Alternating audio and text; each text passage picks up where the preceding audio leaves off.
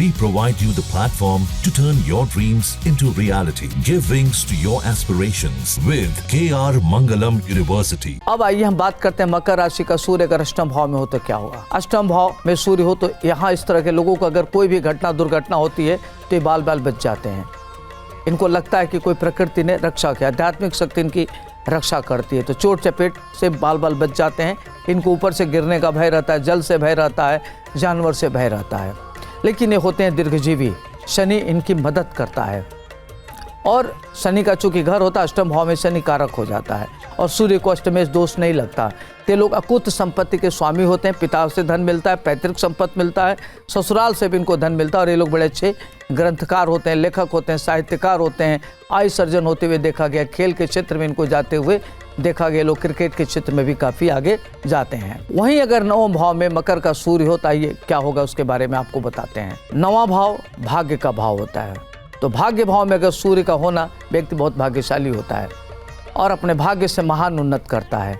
शत्रुओं के बीच में रह के भी काफ़ी आगे बढ़ता है। धन धान उसकी स्थिति बहुत अच्छी होती है, पिता का बड़ा प्रिय होता है, माता का प्रिय होता है, शत्रुओं में भी लोकप्रिय होता है और कम परिश्रम में बहुत ज़्यादा महान उन्नत करता है। ऐसे लोग धन धान से युक्त होते हैं, सामाजिक प्रतिष्ठा इनको मिलती है और एक्स्ट्रा ऑर्डिनरी होते हैं, एक्स्ट्रा करिकुलर के धनी होते हैं और विदेश जाने वाले होते हैं। विदेश से इनको धन मिलता है, आयात निर्यात से धन प्राप्त करते हैं।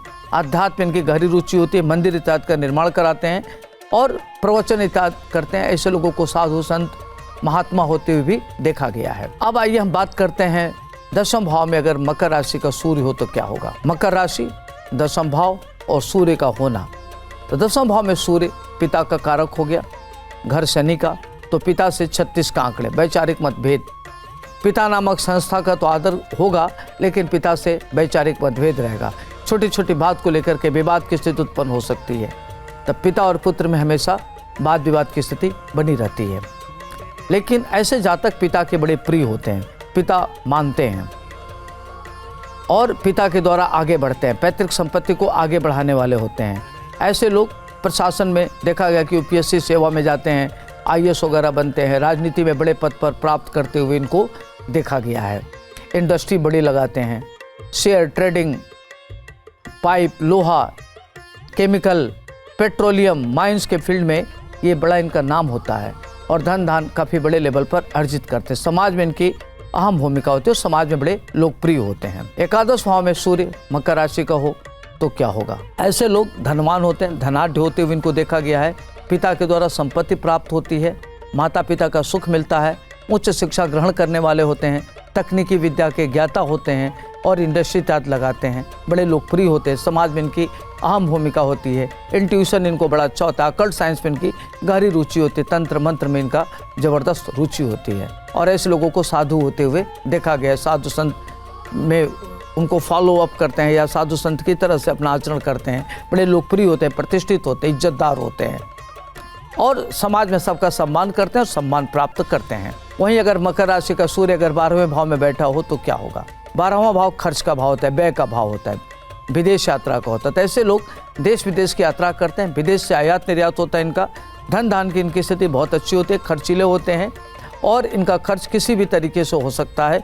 इनके शत्रु बहुत हो जाते हैं, इससे लोगों को धन लोग चुरा भी लेते हैं, ऐसे भी देखा गया है और काफ़ी इनको परेशानियों का सामना करना पड़ता है।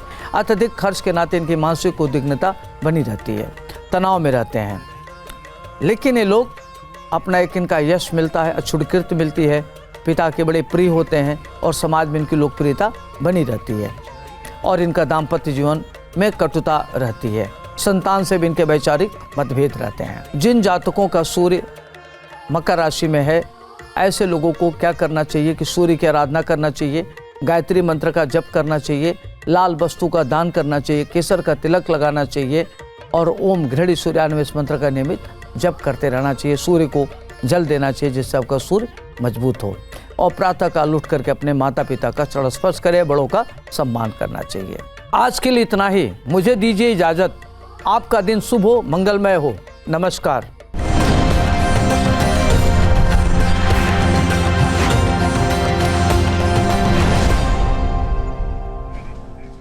जहाँ भक्ति है हर शब्द में, कथाओं में छुपे हैं दिव्य रहस्य और ज्योतिष देता है जीवन को दिशा। धर्म से जुड़ी हर बातों को जानने के लिए हमारे चैनल स्तुति को सब्सक्राइब करें।